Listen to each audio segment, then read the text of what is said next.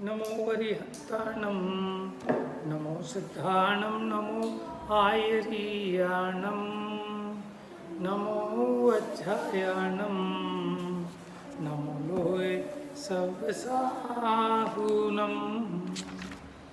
एष सुरासुरमणुसिं वन्दितं धोदघायिकं ममलं प्रणमामि वर्धमानं तिक्तं धम्मस्कतारम।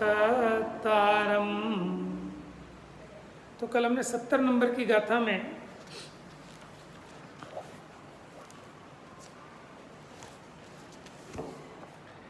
ये देखा कि शुभोपयोग के फल में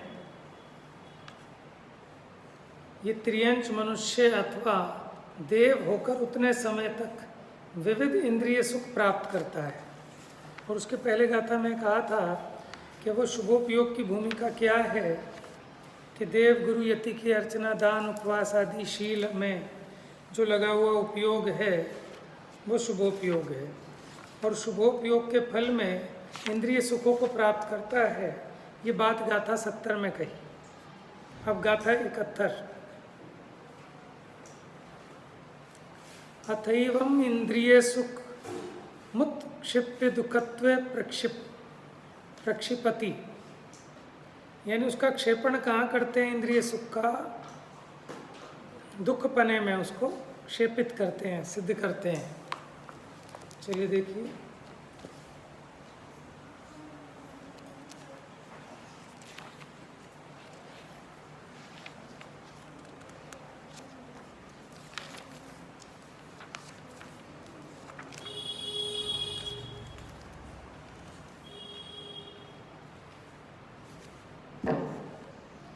सौखम सहाव सिद्धम। बेटा इधर देखो, बुक में देखो। सौखम सहाव सिद्धम, यानी सुख सहाव माने स्वभाव से सिद्ध है। नत्थि सुराणम पी सिद्ध मुवदेसे। अब यहाँ क्या कहते हैं? नत्थि माने नहीं, सुराणम माने सुरों के, सुर माने क्या होते हैं? देवों के भी। सिद्धम उपदेश से, सिद्ध है उपदेश से। क्या सिद्ध है उपदेश से? कि देवों के भी सहाव जो सुख है वो स्वभाव सिद्ध नहीं है। सौखम सहाव सिद्धम नत्थि सुराणम पी, सुरों के भी जो सुख है वो स्वभाव सिद्ध नहीं है। ऐसा कैसे कहते हैं? सिद्धम उपदेशे, ऐसा उपदेश से सिद्ध है। ते देह वेद नट्ठा, ठीक है, रमन्ति विषयेषु रम्येषु। ते देह वेदनट्ठा माने वो देह की वेदना से, देह की वेदना में स्थित होते हुए अथवा देह की वेदना से पीड़ित होते हुए रमन्ति विषयेषु रम्येषु, क्या करते हैं? रमन करते हैं विषयों में। कैसे विषयों में? जो उन्हें रम्य भाषित होते हैं। गाथा पढ़ेंगे पहले एक बार सभी। गाथा देखिए। सौखम सहाव सिद्धम नत्थि सुराणम पि सिद्धमुपदेशे।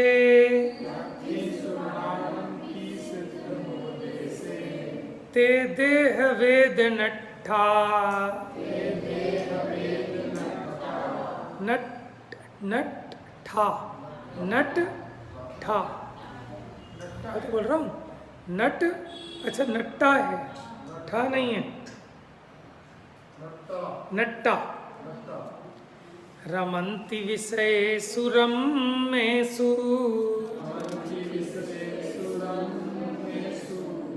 डॉक्टर साहब वाली में ठा है, टा फिर ठा। यहाँ दोनों में टाई है। चलिए कोई बात नहीं। अब देखिए यहाँ क्या कह रहे हैं कि जो इंद्रिय सुख प्राप्त होता है वो इंद्रिय सुख देवों के भी स्वभाव सिद्ध नहीं है, ऐसा उपदेश से सिद्ध है।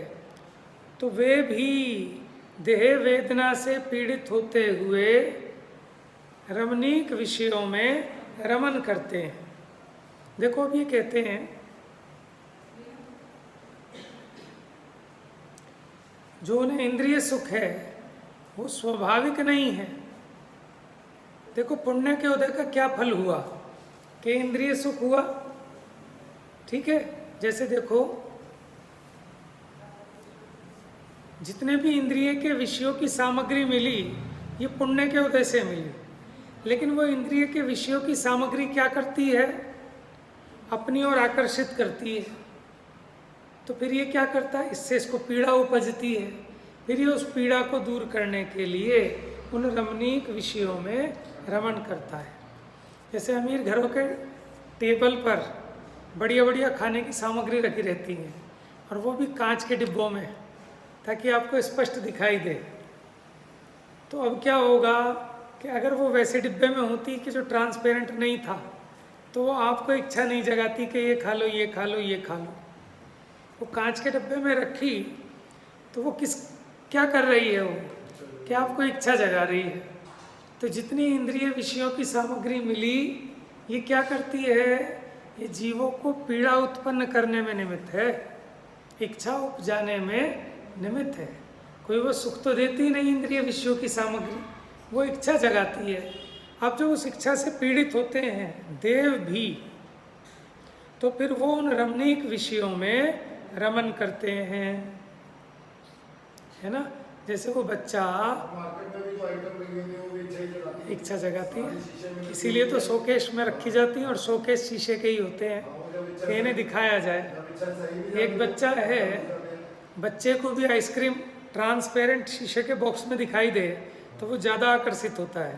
तभी तो आवाज़ लगा लगा के गुब्बारा बेचता है, गुब्बारे वाला भैया गुब्बारा ले लो, रंग बिरंगे लाल पीले नीले हरे काले गुब्बारे, अलग अलग डिज़ाइन के गुब्बारे। और उन गुब्बारों को देखकर बच्चे को संतुष्टि मिलती है कि दुखी हो जाता है, समझ में आया, दुखी हो जाता है। अब उसे वो खरीदने को चाहिए, अब उसे वो चाहिए कैसे भी करके। तो जितने भी ये पुण्य के उदय में प्राप्त होने वाले नाना इंद्रियों के विषयों की सामग्री है, ये आखिर करती क्या है, ये पीड़ा उत्पन्न करती है। और आप कैसे कहते हो पीड़ा उत्पन्न करती है, कि देख लो देवों को भी अगर ये पीड़ा उत्पन्न ना करती होती तो फिर देव इन विषय भोगों में क्यों रमते, उसी के प्रतिकार के लिए तो रम रहे हैं। चलिए गाथा एक बार फिर देखें। सोखम सहाव सिद्धम नत्थि सुराणम सिद्धमुपदेशे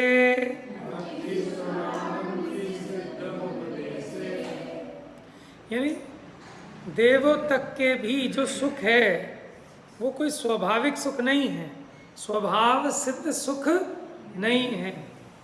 ते देह वेद नट्ठा रमन्ति विषयेषु रम्येषु, तो वो भी देह की वेदना में स्थित होते हुए रमन्ति रमन करते हैं, रम्येषु विषयेषु रमणीक विषयों में। अब पद्यानुवाद देखिए नीचे। सुर ने सौख्य स्वभाव सिद्ध ना सिद्ध छे आगम विषय, पीड़ित रमणीय विषयों मा उपदेश से है सिद्ध देवों के नहीं है स्वभाव सुख, तन वेदना से दुखी वे रमणीक विषयों में। तन वेदना का मतलब ये नहीं कि उनके शरीर में कहीं दर्द हो रहा है, तन का मतलब है ये इंद्रियों का समुदाय ही तो तन है। ये पांचों इंद्रियों का जो समुदाय है इससे अलग तो कोई शरीर नहीं है। ठीक है। अब ये जो इंद्रियों की वेदना से दुखी, वे रमणीक विषयों में रमन करते हैं। कौन? देव। तो अब सबसे अधिक पुण्य का उदय तो उनको है ना, देवों को, इसलिए उनकी तरफ से निरूपण किया कि सबसे अधिक पुण्य वाले तो देव हैं। और उन देवों के भी जो सुख है वो कोई स्वभाव से सिद्ध सुख नहीं है। वे भी इंद्रियों की वेदना से पीड़ित हैं, इसीलिए रमणीक विषयों में रमन करते हैं। अब देखिए टीका में इसका और खुलासा करेंगे। अन्वयार्थ। जिनेन्द्र देव के उपदेश से सिद्ध है कि देवों के भी स्वभाव सिद्ध सुख नहीं है। वे देह की वेदना से पीड़ित होने से रम्य विषयों में रमते हैं। अब आप गाथा याद कर लो 63, 64, 65 कि जिसके कानों में दर्द ना हो तो बकरे का मूत्र क्यों डाले। तो जो इंद्रिय वेदना से पीड़ित ना हो वो इंद्रिय के विषयों में क्यों रमेगा। इसका मतलब वो देह की वेदना से, इंद्रियों की वेदना से पीड़ित है। टीका देखिए। इंद्रिय सुख के भाजनों में प्रधान देव है। भाजन माने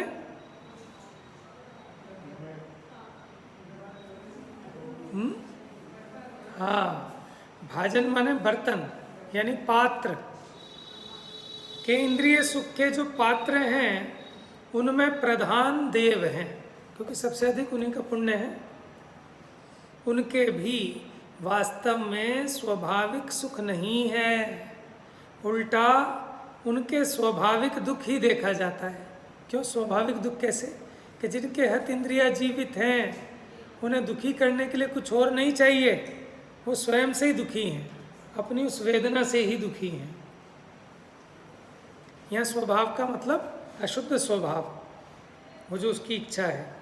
क्योंकि आप कैसे कहते हो कि वे दुखी हैं?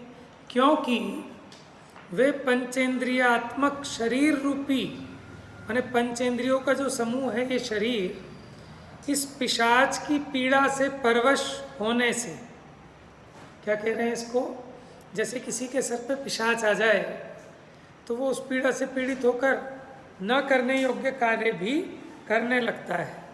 उसी प्रकार ये इंद्रिय वेदना रूपी पंचेंद्रियात्मक शरीर रूपी पिशाच की पीड़ा से परवश होने से भृगु प्रपात के समान मनोज्ञ विषयों की ओर दौड़ते हैं। देखो कैसा होता है, जैसे एक पर्वत है और उसके किनारे बड़े तेज हों। एक तो होते हैं गोल कि उससे पानी ऐसे बह के आता है, वो भृगु प्रपात कैसे पानी ऐसे जा रहा है पहाड़ पे, आगे एकदम पहाड़ है ही नहीं तो एकदम फटाक नीचे गिरता है, उसको कहते हैं भृगु प्रपात। प्रपात माने गिरना।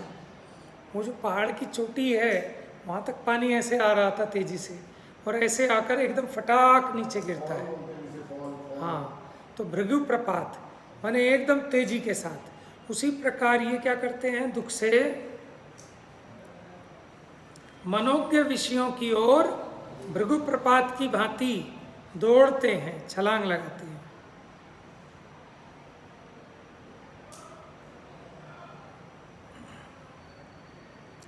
इन्होंने नीचे अर्थ किया, अत्यंत दुख से घबराकर आत्मघात करने के लिए पर्वत के निराधार उच्च शिखर से गिरना। जैसे कई लोग बिल्कुल चोटी पर चढ़ जाते हैं पहाड़ की और फिर वहाँ से छलांग लगा दें, तो उसी प्रकार ये भी विषयों में छलांग लगाते हैं, क्योंकि वो इंद्रियों की पीड़ा का दुख सहा नहीं जाता। इस प्रकार युक्ति पूर्वक इंद्रिय सुख को दुख रूप प्रकट करके, अब देखो ये कैसे सिद्ध किया इसमें, ये जो इंद्रिय सुख है वास्तव में सुख नहीं है, ये दुख है। अब इंद्रिय सुख के साधन भूत पुण्य को उत्पन्न करने वाले शुभोपयोग की, अभी तो देखो हमने इंद्रियों की जो सामग्री है, इंद्रिय सुख है, उसको दुख के खाते में डाला, लेकिन इसका साधन जो शुभोपयोग था, तो शुभोपयोग की दुख के साधनभूत पाप को उत्पन्न करने वाले अशुभोपयोग से अविशेषता प्रकट करते हैं। विशेष माने होता है भेद और अविशेष माने अभेद, एकपना। तो कह रहे हैं कि जो दुख को उत्पन्न करने का साधन पाप है ना वो, और ये जो सुख को उत्पन्न करने का साधन पुण्य है, इन दोनों में कोई अंतर नहीं है। क्यों? क्योंकि जिस सुख को उत्पन्न करता है वो भी तो दुख है। इसको सिद्ध करेंगे। लेकिन जयसेनाचार्य की टीका में इसको और अच्छे से स्पष्ट किया। वहाँ वो क्या लिखते हैं जयसेनाचार्य,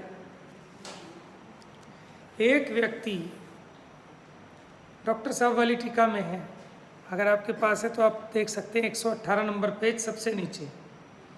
एक व्यक्ति अति विस्तीर्ण भयंकर वन में, अब लोग पूछते हैं ना शास्त्र में कहाँ आई ये कहानी, हम देखो यहाँ पे आई है प्रवचन सार और ये जयसेनाचार्य की टीका में।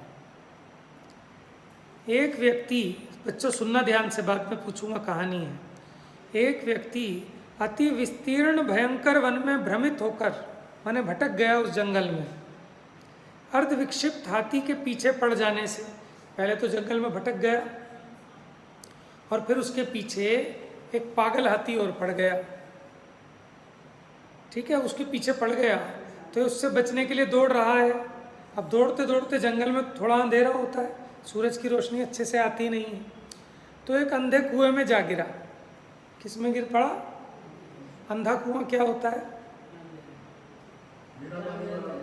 बिना पानी वाला, और जिसमें से निकलना बड़ा दुर्लभ हो, क्योंकि जो चलता हुआ कुआं होता है उसमें तो कोई पानी वानी भरने भी आता है, उसमें कौन आएगा?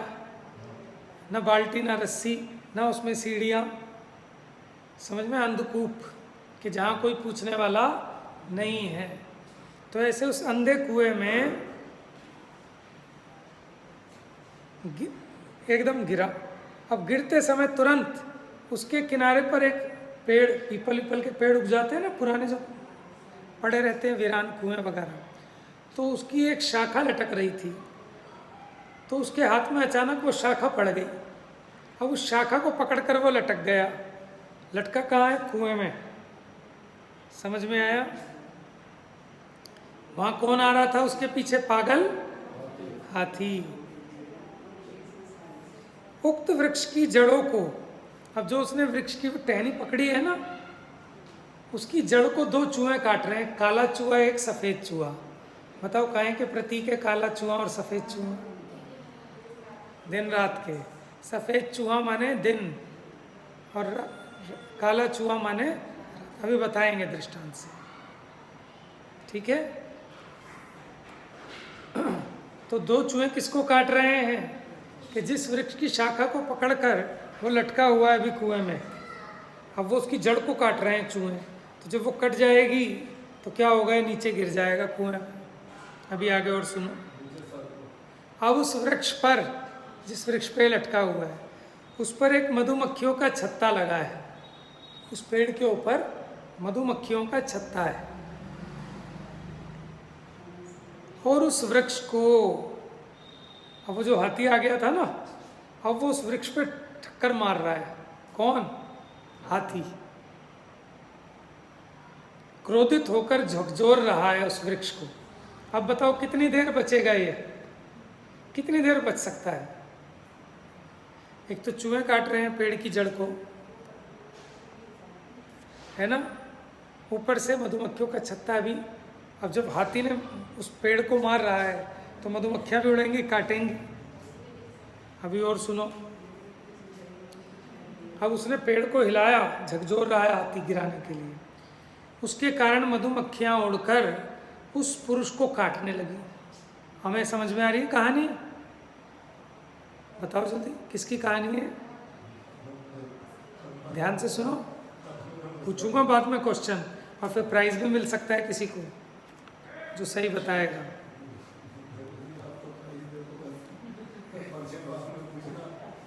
तो मधुमक्खियां उड़कर उस पुरुष को काटने लगती हैं।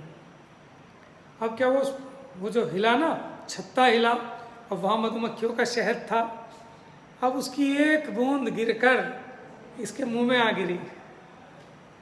अब ये सारे कष्ट भूल गया, समझ में आया, सब भूल गया। अब इसको संसार का मजा आ गया, जैसे हमें और आपको आ रहा है। समझ में आया कितना मजा है, देख लो। अब बताओ, कोई आपको कहे प्रमेय कि आप उस व्यक्ति की जगह जाओ और आपके मुंह में ऐसी कोई मिठाई गिरेगी, शायद तो खाते नहीं ना जैन, मानो आपकी फेवरेट कोई भी चीज़ हो जो आप खाते हो, वो गिरेगी, बताओ तैयार हो जाने को? क्योंकि विचार नहीं कर रहे ना, ये समझ में नहीं आ रहा, हम भी ऐसे ही हैं, हम भी ऐसे ही लटके हुए हैं।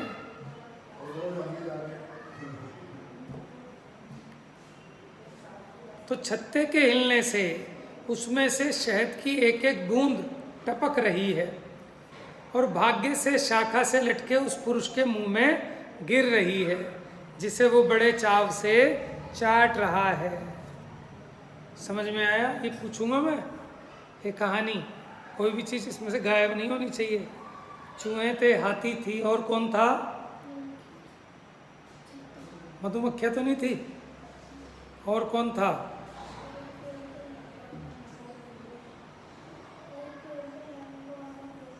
हाथी भी था, है ना? हाथी हो गया, मधुमक्खी हो गई, और बंदर भी था क्या?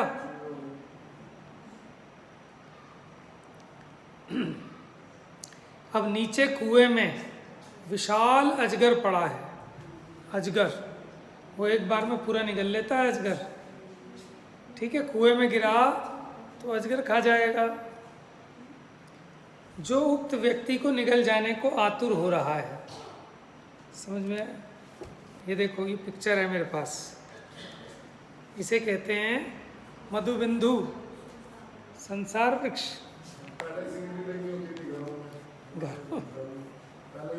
मंदिरों में बनाए जाते हैं ज़्यादातर ये, कि इसे देख के ही समझ जाए। ये तो शास्त्र तो पढ़ते ही नहीं है लोग, तो कम से कम चित्रों को देख के कुछ समझ जाएं, तो वो एक तरीके से शास्त्र हैं। कांच के मंदिर बनाए जाते थे ना, और उसमें सारी कथाएं, जितनी भी पुराणों में कथाएं हैं, उसको वहाँ अंकित किया जाता था चित्रपटों पर।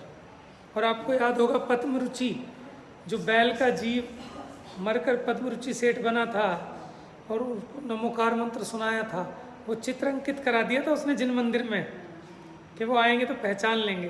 वो सेठ जिसने सुनाया था उसको, तो वो उस चित्र को देखकर पहचान गया, और उसने वहाँ सेवक रख दिए थे कि जो भी इस चित्र को ध्यान से देखे उसको मेरे पास ले आना। हाँ, जयसेन, वो क्या नाम था? हाँ, ये उन्हीं की कहानी में है। अच्छा, जो बैल को नमोकार मंत्र सुनाया था, किसने सुनाया था बैल को नमोकार मंत्र? पद्मरुचि सेठ ने। किसने सुनाया था?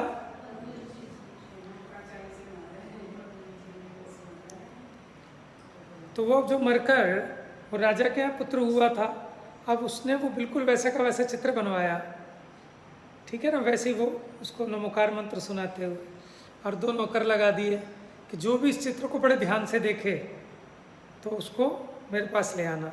अब ये सेठ देखने लगा ध्यान से, तो फिर उसके सेवक इसको उसके पास ले गए।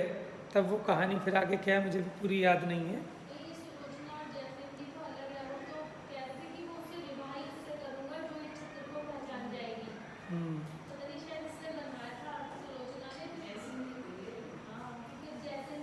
वो वहाँ भी है ऐसी चित्र वाली।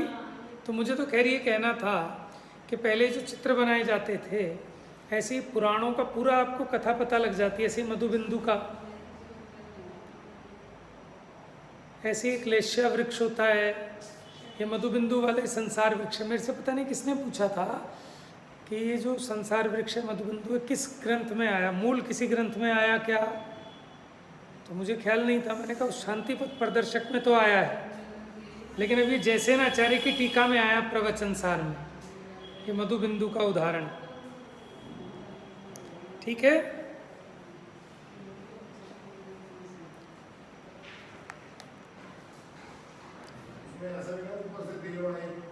हाँ, आएंगे, अभी आएंगे, आएंगे।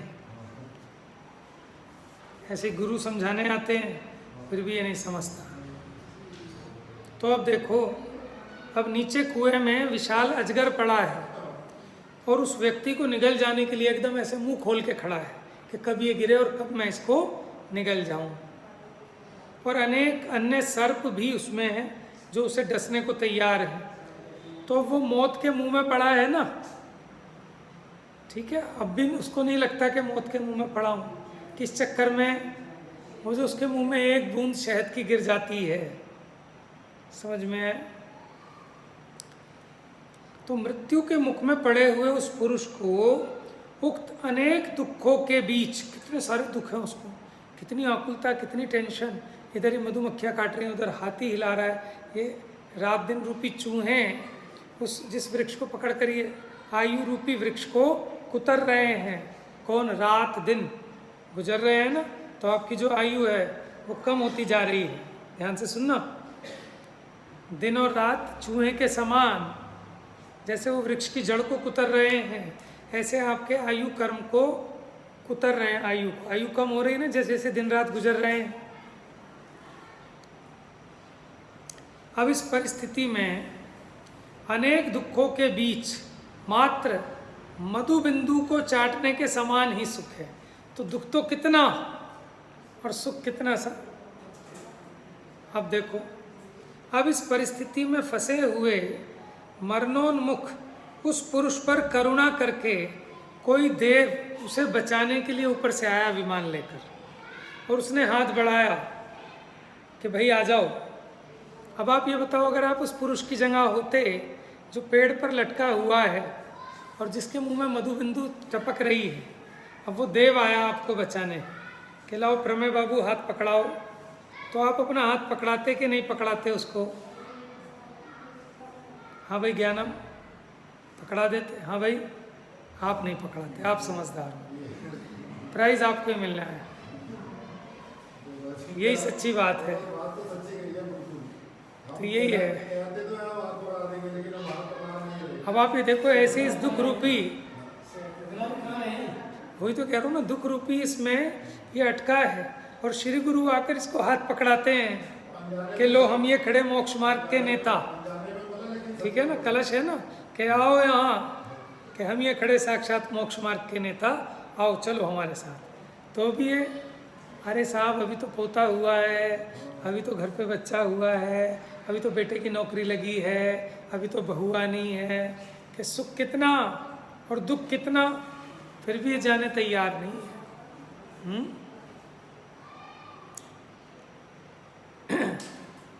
तो उस पुरुष को करुणा करके कोई देवता बचाने के लिए हाथ बढ़ाता है, और इतना ही नहीं, आग्रह करता है कि तुम मेरा हाथ कसकर पकड़ लो, मैं तुम्हें अभी इस महासंकट से बचा लेता हूँ। परंतु वह अभागा पुरुष क्या कहता है कि बस ये जो मधुर शहद है, ये मधु बिंदु, इसकी एक बूंद और चाट लूँ, बस फिर आ रहा हूँ, बस एक बूंद और चाट लूँ, फिर आ रहा हूँ। ऐसे ही तो अपने साथ होता है कि बस थोड़े समय और, फिर बस थोड़े समय और, फिर करेंगे त्याग, फिर छोड़ेंगे, फिर ये करेंगे। इतने में काल झपट लेता है इसको, वहाँ से पेड़ गिर जाएगा, इधर अजगर निकल जाएगा, फिर क्या करेगा? जा रहे हैं ना अपने सामने रोज, मैंने अब तो वो जा रहे हैं। देखो, अगर आदमी थोड़ा बूढ़ा होकर बीमार होकर मरे तो समझ में आता है, लेकिन अच्छा फिरता चलता हुआ व्यक्ति, अच्छा स्वस्थ, और वो जा रहा है, उसके बावजूद भी हमें समझ में नहीं आ रहा। तो ये मोह की कोई विचित्र महिमा है। इस प्रकार वह एक एक बिंदु मधु के लोभ में तब तक वहीं लटका रहता है जब तक वो वृक्ष उखड़ नहीं जाता। अभी तो कह रहा था एक बिंदु बस, फिर एक बिंदु बस एक एक एक, बस एक बस एक बस एक, उसे उधेड़ बुन में। अब आप सोच लेना, हमारे साथ भी तो यही हो रहा है कि नहीं हो रहा? बस और एक साल, बस और एक साल, बस एक दिन और, बस एक फैक्ट्री और, बस एक दुकान और, बस एक एक एक एक एक।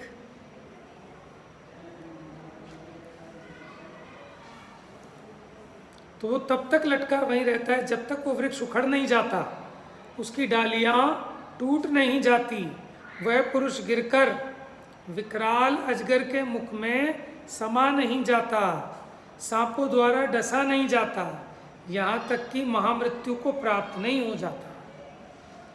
ये तो था दृष्टांत, ठीक है।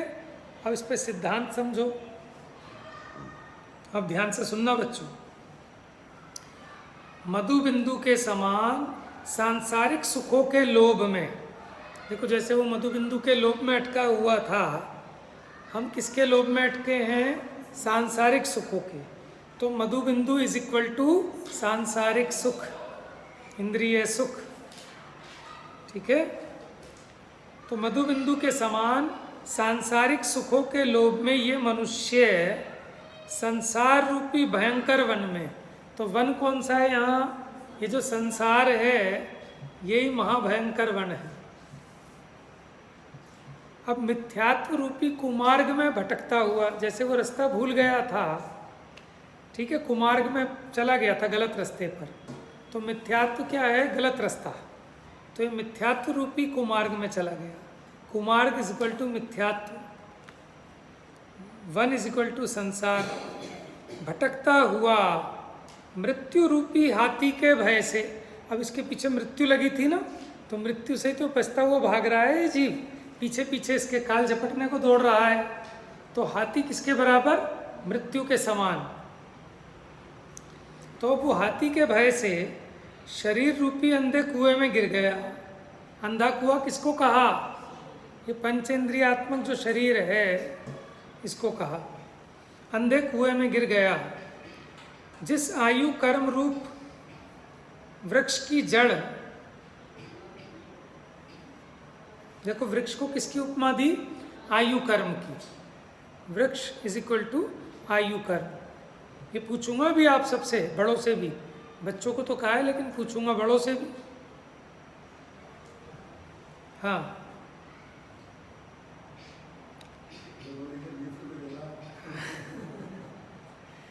आयु कर्म रूप वृक्ष की जड़ शुक्ल और कृष्ण पक्ष रूपी चूहे काट रहे हैं। मैंने तो दिन रात कहा था, उसकी जगह शुक्ल पक्ष और कृष्ण पक्ष आते हैं ना।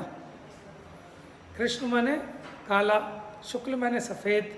जब चंद्रमा बढ़ता जाता है वो शुक्ल पक्ष है, और जब वो घटता जाता है अमावस्या तक वो कृष्ण पक्ष है।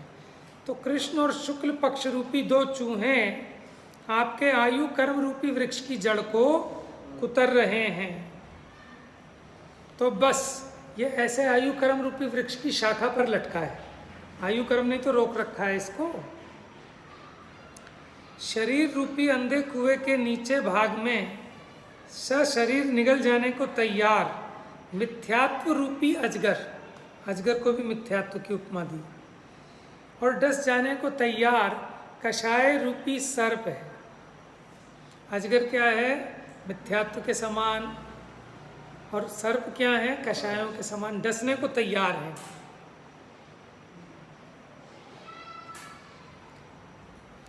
मृत्यु रूपी हाथी वृक्ष और उसकी शाखाओं को नष्ट करने के लिए जोर से झकझोर रहा है।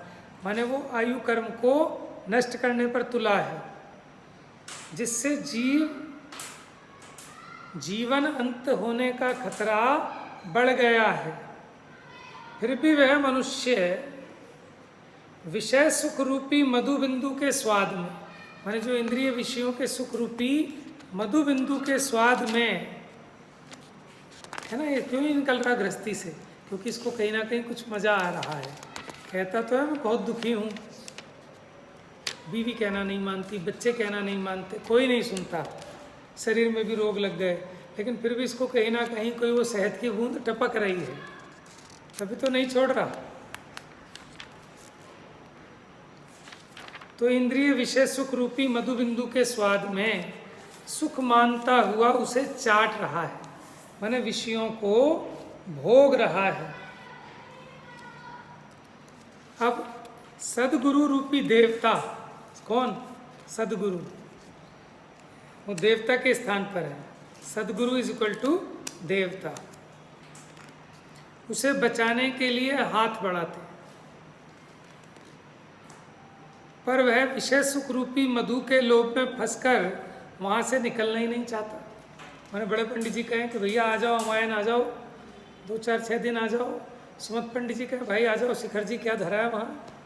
हाँ हाँ आएंगे, अभी तो ज़रा दुकान ज़रा सीजन है पंडित जी, थोड़ा सा फ्री हो जाएंगे तब आएंगे।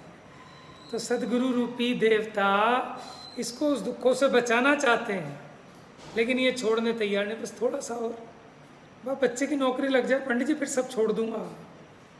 अब तो लग गई, आ जाओ। सब नौकरी तो लग गई, ब्याह करना भी तो मेरी जिम्मेदारी है, घर में बहू आ जाए, कह रहे बहू को संभलवा तो दें सब काम। अरे उसके नन्ना बच्चा होने वाला है, उसका भी तो करना पड़ेगा, जापा वापा सब कुछ। अब इतना छोटा बच्चा, उसे छोड़ के कैसे आ जाएं? अंत में थकार के कहता है मेरे पीछे ही पड़ गए, कोई और नहीं मिलता क्या? समझ में आया? ये हालत है जीव की।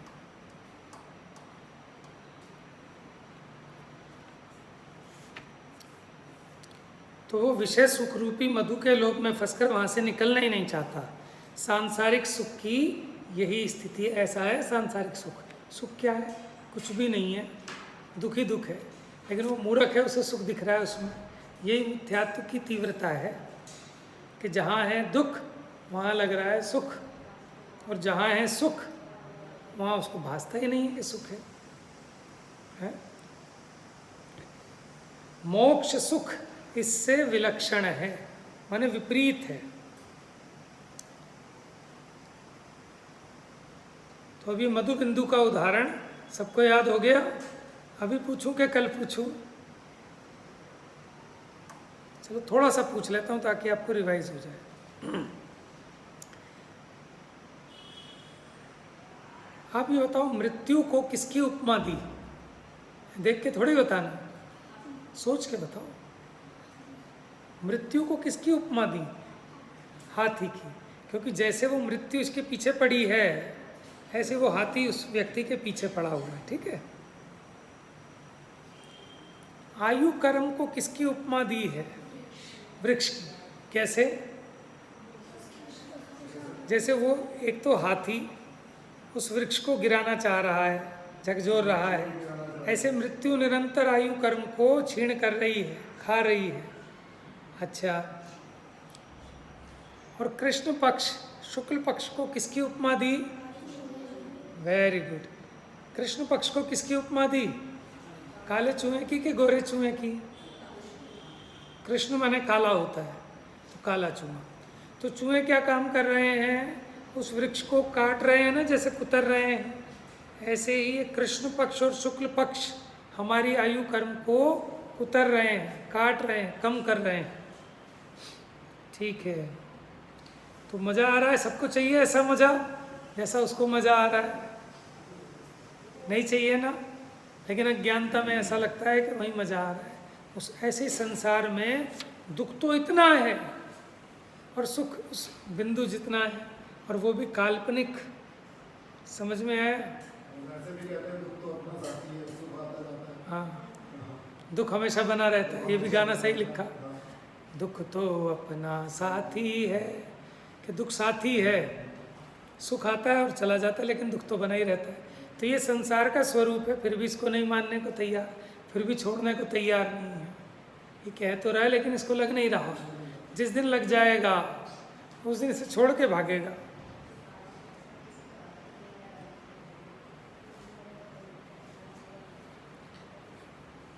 तो यहाँ ये बताया, ठीक है, ये जैसे नचारे का कोट किया था यहाँ पर कि संसार का जो सुख है वो कैसा है, ये बताया जैसे नचारे ने अपनी टीका में। तो इन गाथाओं में बताया कि शुभ भाव के फल में पुण्य बंध होता है, और उस पुण्य के उदय में क्या मिलेगा? इंद्रिय भोगों की सामग्री। और वो जो सामग्री मिलेगी वो क्या करेगी? आपको शांति प्रदान करेगी कि इच्छा जगाएगी? समझ में आया? आपको बढ़िया सुगंध आई तो क्या होगा? उससे इच्छा जगेगी। ठीक है ना? आपने किसी के बढ़िया कपड़े देख लिए, ठीक है, और छोड़ो, आपके अगर पुण्य का उदय हो ना तो आप उस ट्रैप में फंस जाते हैं। ये पुण्य का उदय ये जीव को ट्रैप कर लेता है, अपने जाल में फंसा लेता है। और ये उसमें फंस के रह जाता है। जैसे पुराने राजाओं को कोई सुंदर रानी मिली बहुत बढ़िया, तो सब भूल जाता था उसके ट्रैप में, और बाद में पता लगता था कि उसने जिसको रानी बनाया था वो तो जो दूसरा पड़ोसी राजा था उसकी चाल थी। उसने जानबूझ के ऐसी सुंदर एक रानी माने सारा षड्यंत्र रचा था, और वो उसमें फंसकर बर्बाद हो गया। समझ में आया? तो जो पुण्य बंद होता है, अब उसके फल में त्रियंच मनुष्य और देवगति में प्राप्त होने वाला विषय सुख मिलता है।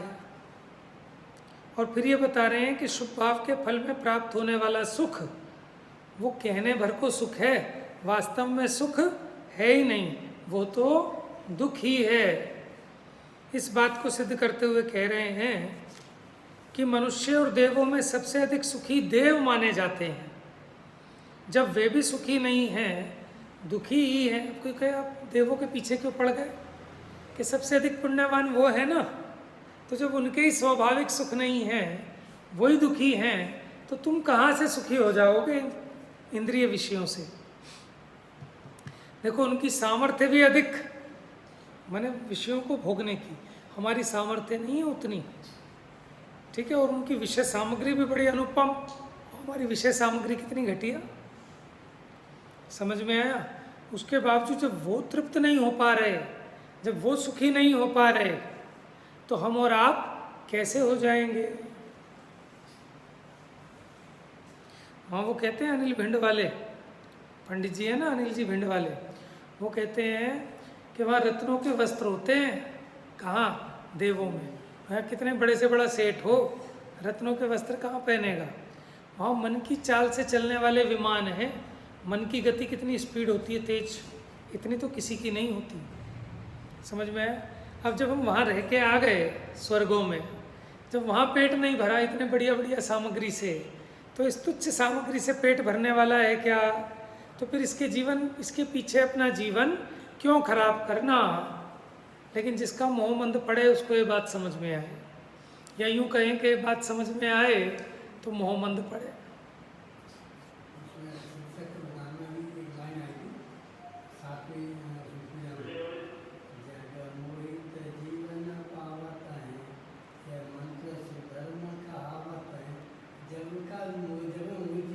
सुख पाता ही नहीं है, मोही जीव को सुख नहीं है, सामग्री कितनी भी हो, क्योंकि सामग्री से सुख का संबंध है ही नहीं। तो कह रहे हैं जब वो देव भी सुखी नहीं है, तो फिर त्रियंच और मनुष्यों की बात ही क्या करना, वे तो हमें भी दुखी दिखाई देते हैं।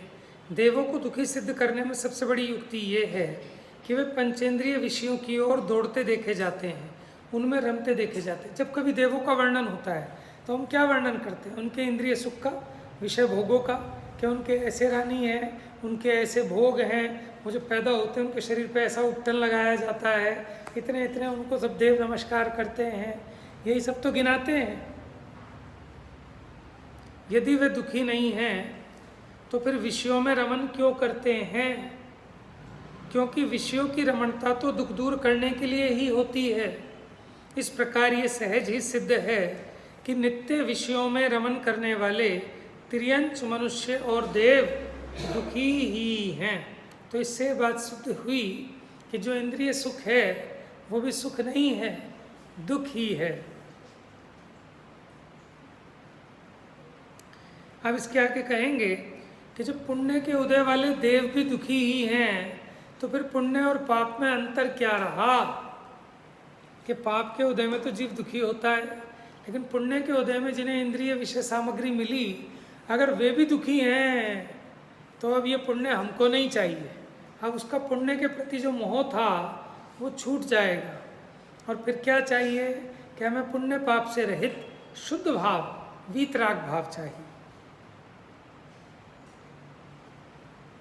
तो ये बात 72 नंबर की गाथा में कहेंगे, उसकी चर्चा अब कल करेंगे। जा वाणी के ज्ञान से सूझे लोकालोक, सो वाणी मस्तक नमो सदा देत हूँ धोख।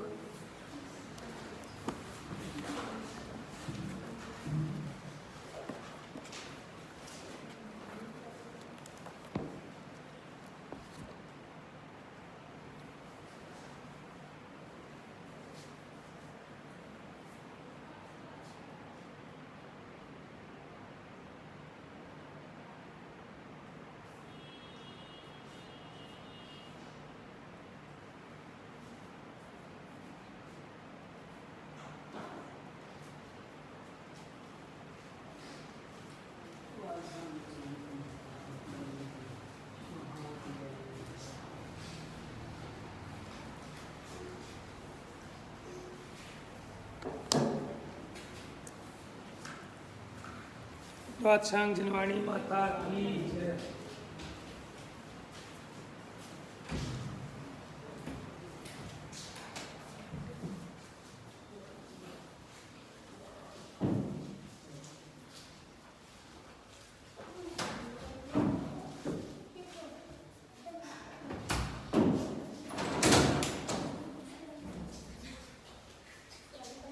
बैक करना।